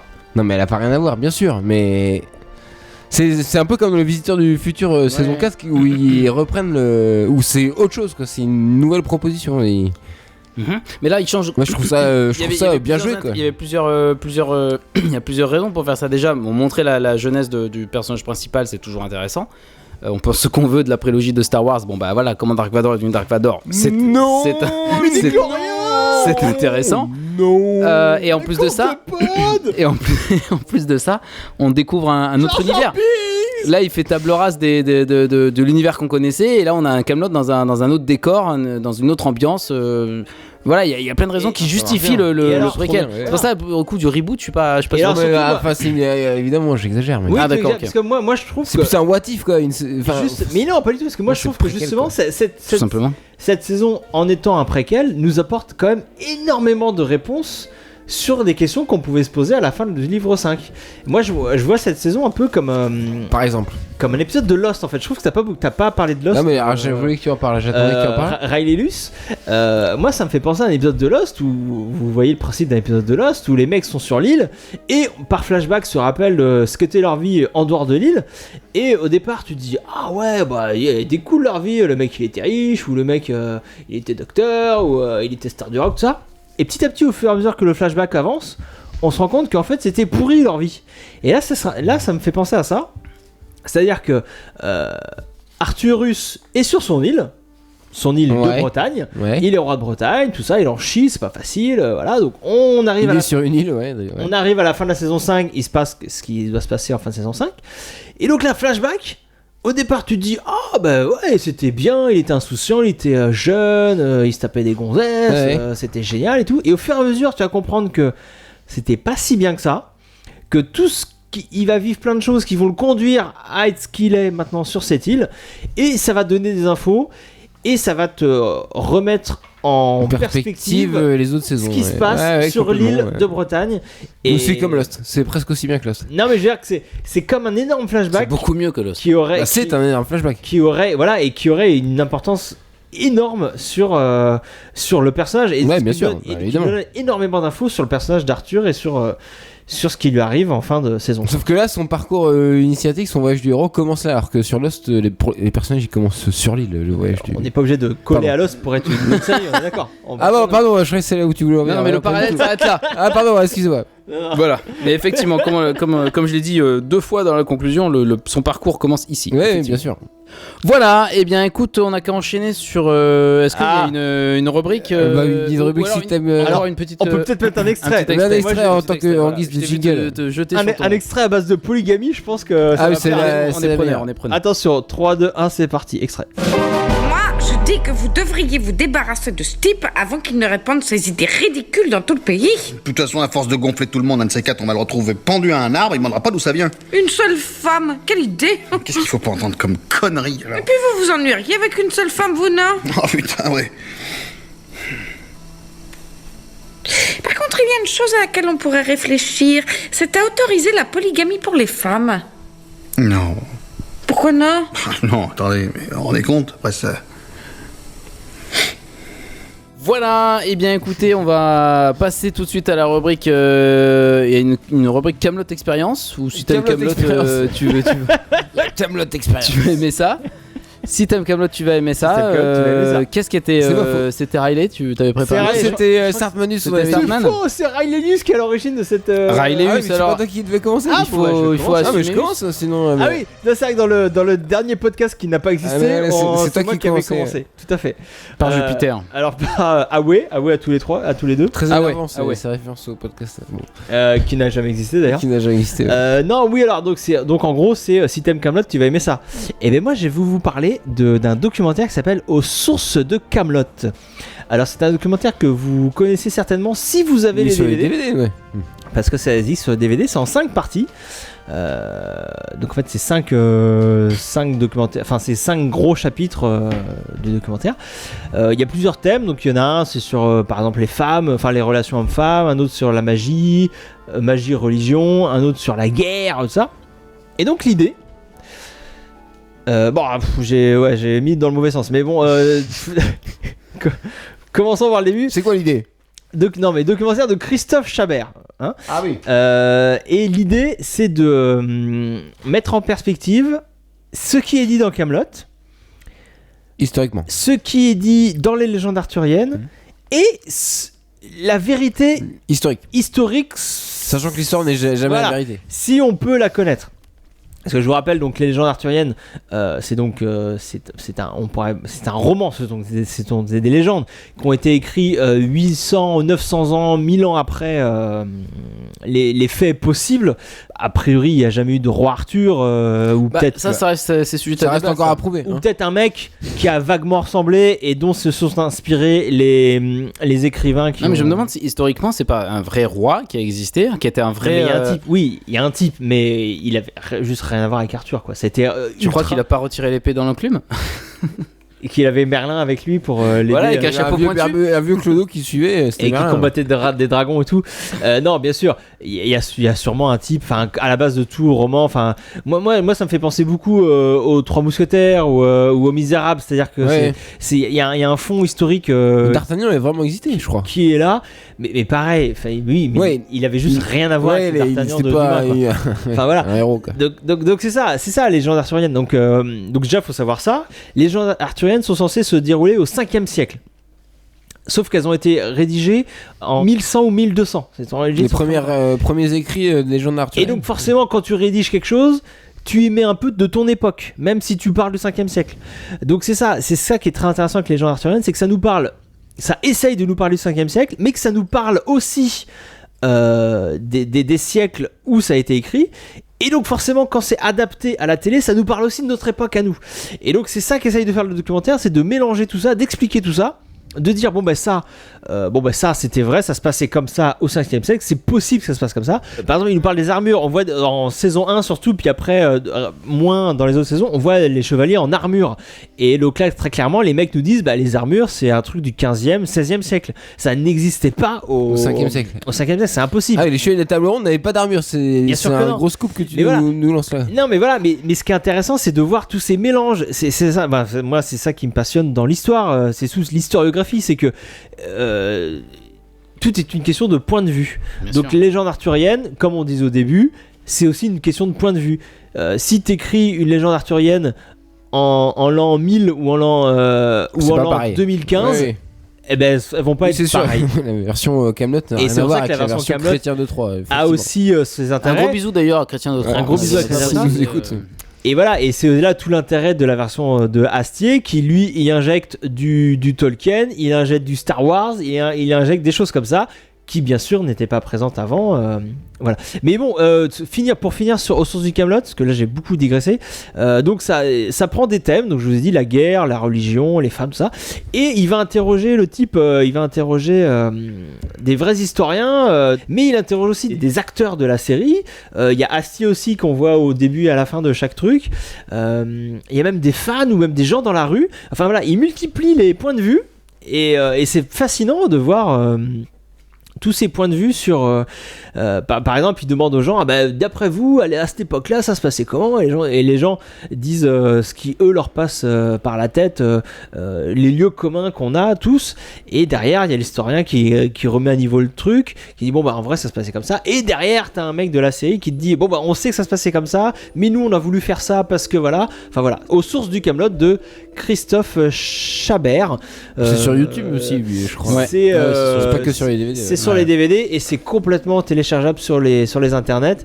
Alors juste ne soyez pas un peu rebooté. Le premier numéro Alors techniquement est techniquement très dégueulasse, mais après ça s'améliore carrément lorsque le premier il est juste imbuvable. Enfin carrément. La caméra bouge tout le temps, il y a des perches dans le plan, et le caméraman a fait 0 plan de coupe. D'accord. C'est très sale, Plan mais de coupe après important, hein. Après ça s'améliore et ça devient un peu plus professionnel, mais voilà, mais le fond, mais même le premier qui est, je vous dis, techniquement très sale, reste intéressant parce que le fond est très très intéressant, donc à voir. Eh bien c'est noté, merci Sartmanus. Un petit extrait. Un petit extrait. J'ai envie de vous mettre un petit extrait parce que T'as zappé des extraits, hein, c'est ça. je sens qu'il y a un extrait qui a l'air pas mal qui s'appelle Vieille pute, j'ai envie de le mettre. Il est très court. En garde, espèce de vieille pute dégarnie! Voilà, effectivement c'était très court, mais c'était bien. Oui. Moi je voulais juste parce que Astier c'est pas le premier à avoir fait des trucs moyenâgeux comiques, drôles. Allez, enchaîne. Bide, c'est pas grave, ça arrive. Allez. C'est pas un bide, non, vous avez ri. Oui, je voulais vous parler de quelques films ou séries qui reprennent un peu cette idée. Alors, bien sûr, il y a Sacré Graal des Monty Python, que tout le monde a vu, bien sûr. Évidemment. On en parle ou on en parle pas? Ouais. Allez le voir, arrêtez ce podcast, éteignez-le et regardez. Voilà, Sacré mais Graal, sérieux, quoi. ouais, c'est tout ce que j'ai à dire.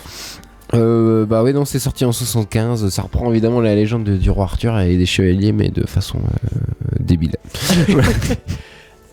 Absurde. Monty Python, faut Bah non, mais ouais, allez écouter. Après, ça plaît pas à tout le monde, hein, Non, Monty Python, carrément pas. attention, C'est hein. spécial, mais. C'est assez spécial. Non, C'est mais un humour, celui-là est très drôle, plus que. Ouais, mais Mais c'est peut-être Brian et tout. le plus abordable. Le plus abordable Ouais, de tous les Monty Python. Même si Life of Brian est très très cool Bah avec oui. la... Comment tu dis?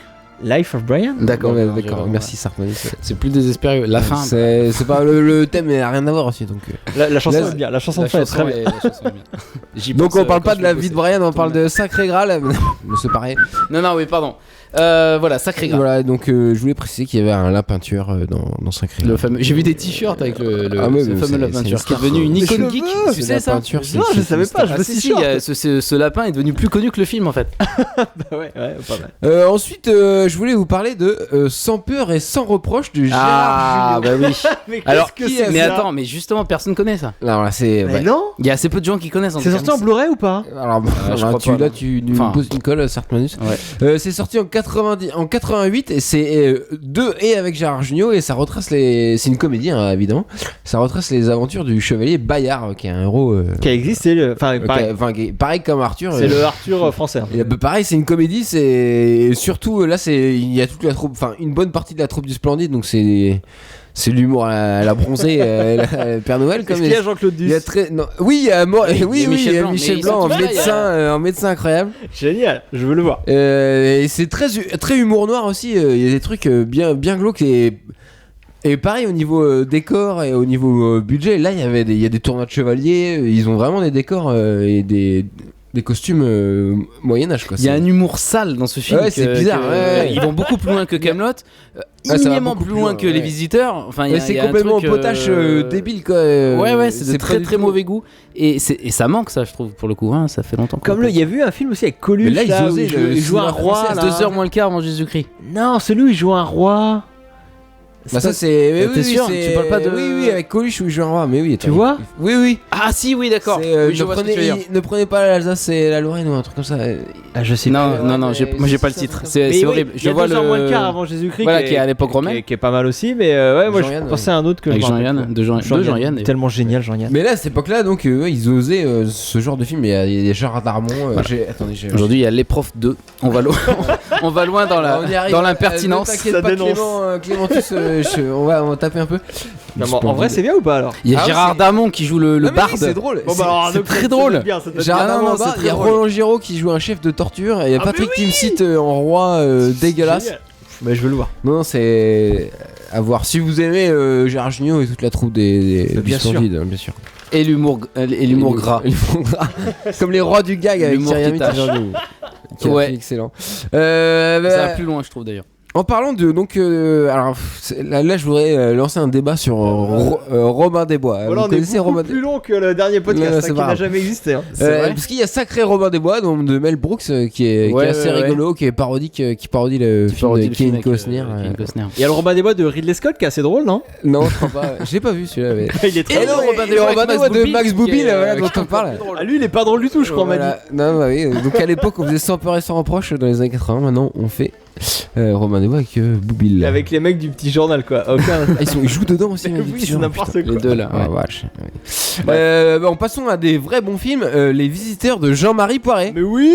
Ah bah oui, voilà. alors oui, ça c'est vraiment génial. Et L'inévitable. Ah, tu sais qu'ils font la suite en ce moment là. Oui, bah oui, ça sort Vous cette l'avez vu année, là. le teaser Ah non, Ouais, j'ai pas ouais. vu. Vous avez pas vu le teaser? Le teaser de parlons Visiteurs juste. 3. Parlons du premier. Mais ouais. Non mais regarde pas les teasers, ça fait juste. C'est horrible. Là, c'est pas du tout le même humour dans les Visiteurs. On parle du 1. On Attention, parle du 1, Visiteur du 1. meilleur. Attention. Là, ça joue justement sur le dialogue moyenâgeux surjoué complètement débile et qui Alors décalage que là, total avec le présent. Là, c'est les mecs du passé qui vont dans le présent. Donc c'est- Alors que là, c'est l'inverse, c'est c'est personne vraiment du très, passé très qui drôle. parle avec une. Ouais, c'est ça. Ouais, les avec dialogues le sont- langage. Bah, l'anachronisme. C'est l'anachronisme ça fait pur et toujours dur. rire. Et bon, par contre, le montage, techniquement, c'est du n'importe quoi, mais c'est une autre époque. C'est une autre époque. Les années Non, 80. c'est Jean-Marie pas n'importe Poiret, il est quoi. monstrueux. C'est pas n'importe quoi. C'est assez spécial, mais t'es d'accord que ça fait partie du charme. Ouais, ça fait partie du charme des raccords Visiteurs, cut on est comme ça, d'accord. En fait, oui, Ouais, c'est elliptiques, super drôle. ça nous fait kiffer aujourd'hui, même si on trouve que c'est de mauvais, enfin pas de mauvais Et goût, que mais des situations C'est-à-dire que le énormes. montage était au service du texte, mais Ouais. jamais de l'image. Ah ou non, de- jamais. ou de la spatialisation ou quoi que ce On soit. n'est pas dans un C'était- film. Ouais. C'était toujours au service du texte, du rythme et de l'humour, et du coup, au Voilà. détriment. Et des de- comédiens qui sont énormes aussi. Voilà, au détriment de plein d'autres choses. D'ailleurs, Christian Clavier a joué dans le livre 5. Il faisait le Ah oui, le notaire, juriste, là, le ouais. juriste. Oui, oui, exact, c'est vrai. Et évidemment, il est très loin de Jacouille. Ouais. Oh, il est Mais- jamais très loin de Jacouille. Christian. Bah, il y a des films où il est en roulis total. Ouais, quand il sait pas quoi faire, il fait. Ouais, du non, mais Jacouille, là, quoi. il S'il y l'est a pas. personne pour le diriger. Il est bien dirigé, comme Alain Chabat l'a dirigé dans Astérix. On l'a retrouvé très bon. Alors, il y avait Philibert, Capitaine Puceau. Mais alors, on en parle Moi, j'ai pas vu ce Mais pastiche, parce que c'est un quelqu'un l'a vu ou pastiche. Bah non, on l'a pas vu, mais il y a Mais Alexandre on va pas Astier. Non, mais il y a Alexandre Astier qui joue. Bon, le ça méchant. fait un raccord. Si t'aimes Bon, Camelot, tu vas parlez-en. aimer ça alors. Mais Parlez-en la- dans les la- commentaires, peut-être c'est bien. la et bande-annonce- Donnez-nous envie la bande-annonce, de le c'est voir. cool. Ouais. La Non, bande-annonce, c'est cool. Bon, peut-être c'est que ça moi, je connais un mec qui l'a vu. Qui... Ouais, non mais je vais m'arrêter là. Je vais m'arrêter là. Je vais m'arrêter là parce qu'il a dit que c'était un pastiche assez C'est un rigolo. mec qui connaît un mec qui a. assez- Non mais voilà, je peux pas aller plus loin. Moi, j'ai entendu une émission à la radio où il disait que c'était bien. Mais non, mais c'était même pour conclure parce que j'ai envie de zapper cette rubrique et avancer. Ah non, mais attends, Euh, mais j'ai pas parlé de La Vipère Noire, série anglaise avec Rowan Non mais Atkinson. je connais un mec qui l'a vu, pareil. C'est bon. C'est moi peut-être. En tout cas, bon bah c'est cool. Merci pour tout ça. Bah évidemment, on vous recommande vivement d'aller jeter un coup d'œil à tout ça si vous avez pas vu. Même si vous avez vu, vous revoyez Les Visiteurs. On l'a vu récemment d'ailleurs. C'est bon de le voir de pas le voir pendant Il un s'est moment. enchaîné sur le 2 après, tu te rappelles? Oui, c'était une soirée Ça, très c'est très une longue. erreur, c'est une erreur C'était- d'avoir c'était jeté chaud. chaud. On pensait que c'était une bonne idée et puis bon voilà. Et évidemment Sacré Graal. Bon gag dans le 2. Bon. Ouais, On attend le 3 bien sûr. On Le attend 2 trop n'existe impatiemment. Voilà, alors à propos des choses qu'on attend, je propose d'enchaîner tout de suite sur la rubrique suivante, à savoir. Peut-être tu veux un petit extrait. Bah du coup. Ah, il y a carrément une rubrique pour Non, il y a pas de jingle, mais il y a une autre rubrique. On va faire un extrait, ouais. Non mais Allez, un petit extrait. Un petit extrait On va voilà, Allez, un un petit extrait. Allez, c'est parti. Non, moi je crois qu'il faut que vous arrêtiez d'essayer de dire des trucs. Ça vous fatigue déjà, puis pour les autres, vous vous rendez pas compte de ce que c'est. Moi, quand vous faites ça, ça me fout une angoisse. Je pourrais vous tuer, je crois. De chagrin, hein. Je vous jure, c'est pas bien. Il faut plus que vous parliez avec des gens. Alors, on enchaîne sur le futur de Kaamelott. Sujet qui passionne les fans et là, les geeks. Une rubrique dédiée. Donc là, on vient de regarder un épisode qui a été donc diffusé en 2009. septembre 2009. Voilà, les j'étais cocos. pas loin tout à l'heure. Oui, effectivement, 2009. Ce silence que tu ressens, Sartman, s'explique. Comme les fans le savent, évidemment. Tu m'as l'air en roue libre, Clément. Astier. Un petit peu. Astier préparait le Kaamelott Résistance. Là, évidemment, vous savez tous de quoi je parle. C'est évidemment la période. Ah non, les fans de Buffy savent pas forcément aussi. Oui, c'est vrai, pardon. Enfin, les fans de Buffy, on les a perdus depuis longtemps là, je pense. Ils sont plus là. Non, mais pourtant c'est intéressant. Alors l'histoire évidemment de Kaamelott se poursuit avec un segment qui s'appelle Kaamelott Résistance. Et le choix du format pour cette histoire a différé pendant quelques temps. Au début, il pensait à une nouvelle illustrée. D'ailleurs, on peut voir quelques illustres. Enfin, il a montré quelques illustres. Je crois que c'était au Comic Con ou je sais plus à quelle convention. Ouais. Ça non plus, Donc, c'est pas encore À acté. la suite de cette saison 6, il devait y avoir quelque chose qui s'appelait Résistance. Kaamelott Résistance, où Lancelot est au pouvoir, les chevaliers sont dispersés à travers le pays, c'est une tyrannie, clairement. D'ailleurs, la Résistance, un truc voilà, qu'on peut connaître sous une occupation. Et le choix de ce format était au début une nouvelle, enfin plusieurs nouvelles d'ailleurs. Une nouvelle pour chaque personnage à peu près, qui suivrait Bohort, qui suivrait Perceval et Caradoc, puis qui suivrait peut-être Lancelot, j'imagine, même si ça serait le gros vilain de cette saison. Mais il a également envisagé la possibilité de faire un spécial, un 90 minutes qui passera à la télé, avant d'enchaîner sur les 3 films, cette fameuse trilogie qu'on attend depuis un moment, qui ne se fait pas pour des raisons compliqué, juridique. Mais je vais pas, juridique sans doute, parce que je vais pas m'étaler là-dessus, parce que ça sert à rien déjà. Les films arriveront, je sais que Tu crois encore. ils arriveront. Il y a une volonté autant de sa part que de la part de M6 de voir les projets se concrétiser, mais évidemment c'est compliqué pour des raisons un peu obscures qu'on n'a pas, et pour le coup il fait bien de pas mettre sur Twitter oui c'est à cause de machin, c'est pas à cause de trucs, parce que voilà, on s'en fout, c'est pas ça le problème. Ce qu'on peut dire, ce qui ressort à peu près des interviews qu'il a donné, tout ça, c'est qu'il y a un conflit entre les ayants droit de la série et lui et Alexandre Astier, et donc ils sont pas d'accord sur les directions artistiques à prendre, en gros, et chacun d'eux ne veut pas lâcher sur certaines choses, et c'est pour ça que ça se fait pas. En gros, c'est ça. Est-ce que je dis de la merde ou... Non, c'est pas que tu dis de la merde, c'est que pour le coup, on n'en sait pas plus. C'est ça, oui. J'essaye de rester vague parce que a priori c'est ça, mais on n'en sait pas beaucoup plus. C'est ça en fait. Voilà. Et le problème, c'est vrai que t'as les fans derrière qui trépignent, mais Astier qui fait des spectacles. Astier fait des spectacles pour l'instant. D'ailleurs, il a annoncé dans un film, mais c'était pas Kaamelott. On l'a vu tous les 3 voir. Avec Adjani. On l'a allé voir tous les 3. Bref, non mais c'est pas le sujet, parce que tu parlais de ces spectacles, de ces spectacles, je suis très fatigué. On a vu aussi. Qu'on a vu. On lui donne du pognon, Astier, quand même. On fait les films là, c'est pas vrai ça. Ouais, mais voilà, mais cette réaction, par exemple, il en a marre. Bah oui, il en a marre de cette réaction. Astienko, là, on a lu l'article que tu nous as envoyé, Clémentus. Bref, donc on attend ça impatiemment, mais les choses sont plus compliquées qu'elle n'y paraît, surtout que nous on n'y connaît rien. Mais là on en est pas plus. Il y a l'univers étendu qui continue. Ouais, voilà. À travers les BD, effectivement, merci, ça me permet d'enchaîner sur le point suivant. Les BD déclinés en 7 tomes qui se situent uniquement dans le tome 1. Dans le livre 1. Encore frustrant, c'est pas la suite. Alors que c'est des histoires parallèles au livre 1. À la série en fait. Elles sont contemporaines du livre 1, parallèles à la série, mais moi je m'attendais à ce qu'il faire dans sa série. Alors déjà évidemment, ça c'est le postulat de départ, évidemment au niveau mise en scène, il peut se permettre des trucs qu'il ne peut pas faire à la télé, bien évidemment. On voit Kaamelott déjà, on voit le château. Ouais. C'est vrai qu'on le voit jamais. On voit une avalanche qui ensevelit tous les héros qui sont partis en mission. Voilà, c'est quelque chose évidemment qu'on peut pas faire à la télé. Ah mais elles sont géniales. Et écrit par Astier du coup, donc enfin évidemment écrite par Astier, ça pouvait pas être autrement. Et donc du coup tu retrouves exactement la même teneur de dialogue que t'as dans la série. et tu retournes dans la BD. Donc c'est génial. Donc voilà, donc évidemment allez voir ça si t'aimes Kaamelott, tu vas aimer les BD. Il y a des chances. Et voilà, est-ce qu'on laisserait pas tranquille nos auditeurs du coup, vu ça fait 1h40 qu'on enregistre. Voilà, il y a peut-être le temps d'aller se coucher et oui, tout à fait. Bah après montage, ça fera plus que 1h10, je pense. C'est possible, c'est je possible. vais vous couper tout ce que vous dites. Est-ce qu'on se mettrait pas un petit extrait? Allez, un petit extrait avec pour finir. Elise et Moon pour terminer. Oui, le répurgateur. Attention, c'est le parti. purgateur. Je sais plus comment il s'appelle. Répurgateur.